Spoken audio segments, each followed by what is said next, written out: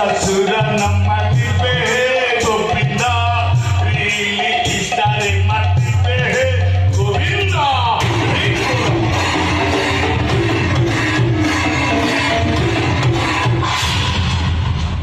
हरि बोला उठिया लुकाई जा पुराना प्रेमिक को धरी कोर्ट को जा मो भीतर साक्षी दे मते फांसी हो गले प्रेमिक को बाहाई पड़ी एमिति कहला तुमने खराब लागो एंगे घोड़ी तते मरण होन कला बले बासर घर हे पहली छुआ तो देहरे बाजिनी हेले मो नहीं बौ का को नहीं छी कथा कहसो निज बाप को लिखि लगु चेष्टा करनी कोन हिची भई हे लोगी तो कोन बाबा आमे भाई भौणी की काटी तुई रे चलवा ये दिगन मिसी की से प्लान कर